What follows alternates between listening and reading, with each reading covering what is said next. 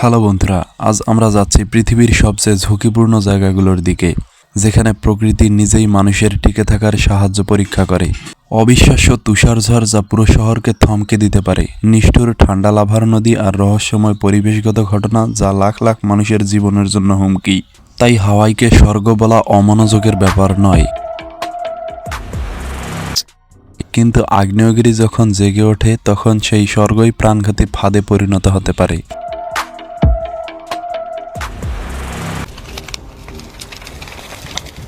হাওয়াই পৃথিবীর সবচেয়ে আগ্নেয়গিরি ঝুঁকিপূর্ণ অঞ্চলের একটা। এখানে 15টা আগ্নেয়গিরি আছে, যার মধ্যে বড় মোনালোয়া আর বিখ্যাত কিলাওয়া পৃথিবীর সবচেয়ে সক্রিয় আর শক্তিশালী আগ্নেয়গিরি হিসেবে ব্যাপকভাবে পরিচিত। 2018 সালের কিলাওয়ার আগ্নেয়গিরির বিস্ফোরণ গত 200 বছরের সবচেয়ে বিধ্বংসী ছিল। লাভা প্রায় হাজার হাজার বাড়ি ছাই করে দিয়েছিল এবং 35.5 কিলোমিটার এলাকায় ছড়িয়ে পড়েছিল, যা একটা পুরো শহরের মতো আকার। আর এটা শুধু সংখ্যাই নয়, এগুলো আসল মানুষ যারা কয়েক ঘন্টার মধ্যে তাদের বাড়ি আর দৈনন্দিন জীবন হারিয়ে ফেলেছে।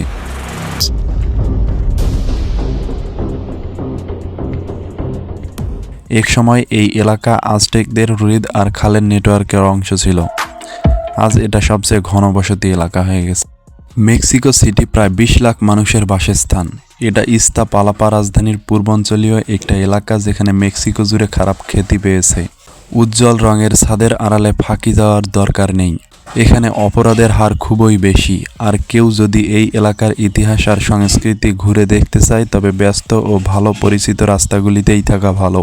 এত বেশি ভিড় আর তীব্র সামাজিক দ্বন্দ্বের কারণে এই অবস্থা হওয়াটা আশ্চর্যের কিছুই নয়। এখানে বাড়ি ভাঙার ঘটনাই সবচেয়ে বেশি রিপোর্ট হয়।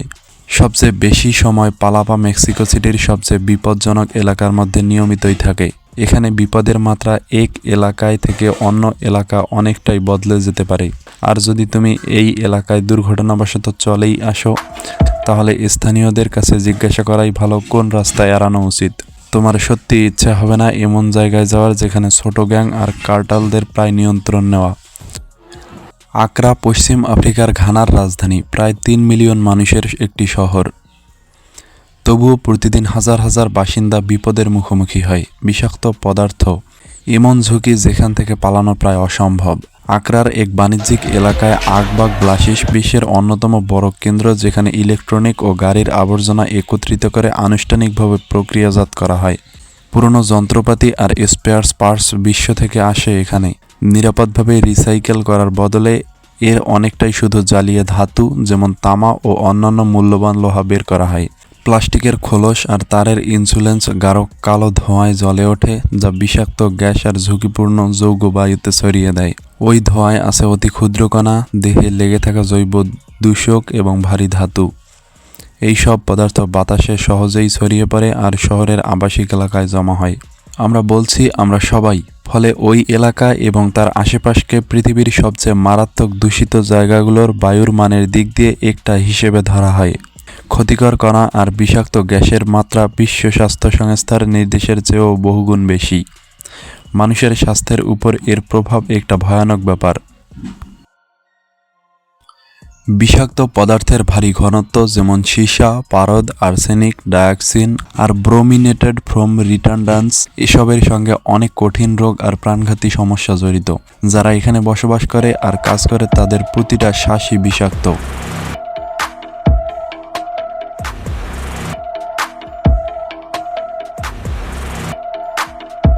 বাইকান মানলে সাধারণত সবাই ভাবেন আগুনে ঝলসানো লাভা আর বিস্ফোরণ, কিন্তু আরেকটা ঝুঁকি আছে। ঠান্ডা লাভা, যাকে বলা হয় লা, এটা একটা মারাত্মক মিশ্রণ যেখানে আগ্নেয়গিরির ময়লা, কাদা, পামাস আর পাথর ও পানি মিশে থাকে। আর এর ঘনত্ব ভেজা কংক্রিটের মতো। বাহাস হতে পারে সৌন্দর্যের মতো। 100 কিলোমিটার ঘন্টার গতি ঝাঁপিয়ে পড়ে এবং কখনো কখনো শত শত কিলোমিটার ভ্রমণ করে, যার ফলে বিশাল ধ্বংসযজ্ঞ ঘটে। ঠিক এমনটাই ঘটেছিল 2024 সালের বসন্তে ইন্দোনেশিয়ার সুমাত্রা দ্বীপে।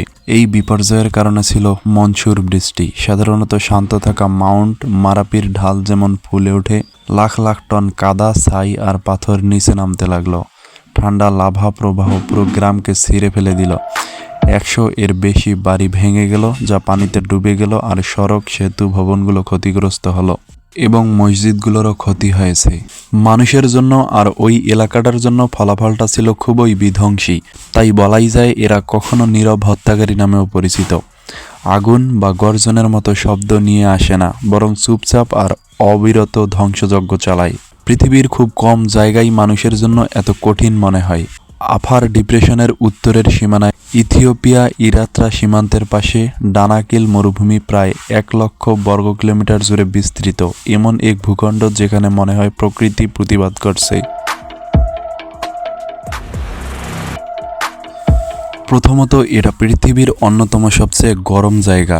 বছরে প্রায় 200 মিমির বেশি বৃষ্টি হয় না, আর মাটি 70 ডিগ্রি সেলসিয়াস পর্যন্ত গরম হয়ে যায়। বাতাসের তাপমাত্রাও কখনো 63 ডিগ্রি সেলসিয়াস পর্যন্ত উঠে যায়। দ্বিতীয়ত, এটি একটি সক্রিয় আগ্নেয়গিরির এলাকা। এখনও 3টা আগ্নেয়গিরি সক্রিয় আছে, আলেন, ডাল আর ডাহু, যে কোনো সময় বিস্ফোরিত হতে পারে। কিন্তু সবচেয়ে অবাক করার মতো জায়গা হলো ডানাকিল ডিপ্রেশন। প্রায় 250 কিলোমিটার লম্বা, যেটা দেখতে একদম কোনো শত্রুময় এলিয়েন গ্রহের মতো লাগে। এই বিশাল অংশটা মরুভূমির সমুদ্রপৃষ্ঠ থেকে 125 মিটার নিচে অবস্থিত। এখানে সালফার স্প্রিংস আর গাইজার ছড়িয়ে ছিটিয়ে আছে। অসীম লবণ ক্ষেত্র আর ভয়ঙ্কর তেল ও সালফিউরিক অ্যাসিডের পুকুর রয়েছে। নিয়মিত আগ্নেয়গিরি আর হাইপোথার্মাল কার্যকলাপের কারণে বাতাসে মরিচা, হাইড্রোজেন সালফাইড আর ক্লোরিনের গন্ধ এতটাই ঘন যে এখানে শ্বাস নিতেও বেশ কষ্ট হয়। এমনকি জলাশয়গুলোতেও এতটাই লবণ যে ডুব দিয়ে পাখিরা প্রায় সঙ্গে সঙ্গেই মারা যায়।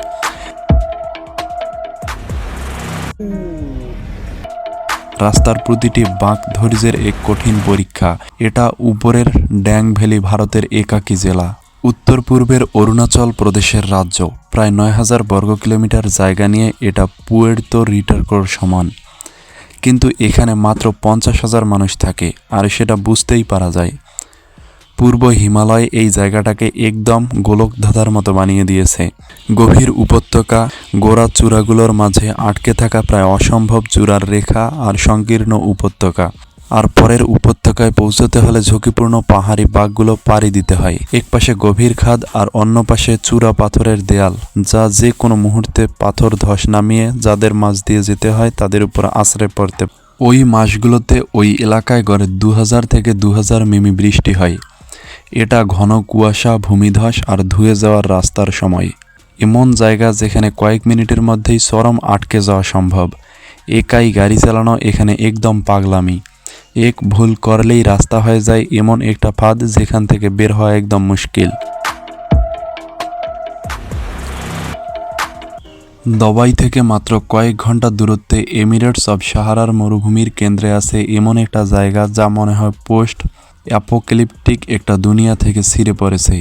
এল মাদামের ভুতুরে গ্রাম। যতক্ষণ না সম্প্রতি এটা ছিল শুধু 2 সারির ঘর আর 1970-এর দশকে নির্মিত একটা মসজিদের সাধারণ একটা বসতি, যা ঘনবসতি গোষ্ঠীর জন্য একটা প্রকল্পের অংশ হিসেবে তৈরি করা হয়েছিল। কিন্তু নির্মাণ শেষ হতেই এখানকার জীবন যেন ধীরে ধীরে ম্লান হতে শুরু করলো।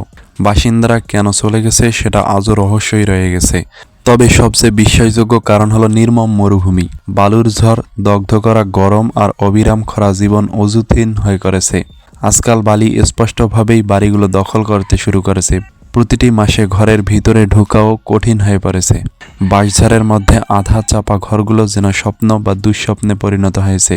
আর যদিও ভূত প্রেত আর জিন নিয়ে গুজব আছে যে ওরা মানুষকে দূরে সরিয়েছিল, তবুও এগুলো না থাকলেও এই জায়গাটা তার রহস্যে চমকে দেয়।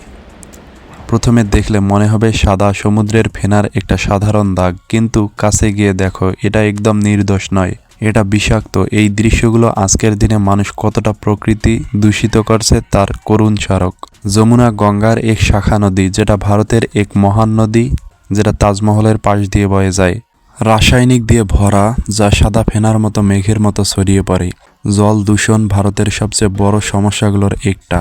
প্রায় 6 কোটি মানুষ এখনও নিরাপদ পানি পান করার নিয়মিত ব্যবস্থা পায় না। পরিবেশ বিশেষজ্ঞরা সতর্ক করেছেন যে শিল্পবর্জ্য দেশের 81টি নদীকে মারাত্মকভাবে দূষিত করেছে, যার ফলে পারদ এবং আর্সেনিক সহ ভারী ধাতুগুলোর মাত্রা ভয়ঙ্কর হারে বেড়ে গেছে। দিল্লির আশেপাশে যমুনায় পারদের মাত্রা অনুমোদিত সীমার প্রায় 9 গুণ বেশি। এমন পানির সংস্পর্শে আসা মানে ভয়ঙ্কর ক্ষতিকর। ত্বকের সমস্যা, অন্ত্রের সংক্রমণ, হরমোনের ভারসাম্যহীনতা আর ক্যান্সারের ঝুঁকি অনেক বেড়ে যায়। সবচেয়ে খারাপ ব্যাপার হলো, যারা নদী ছাড়া জীবন কল্পনাও করতে পারে না, তারা আসলে অন্য কোনো বিকল্প পায় না। উপাসকরা আজও আচার অনুষ্ঠান অনুসারে নদীতে স্নান করেন, আর জেলেরা কাজের জন্য নদীতে যান, এমনকি যখন নদীর পৃষ্ঠতল বিষাক্ত সাদা ফেনায় ঢাকা থাকে।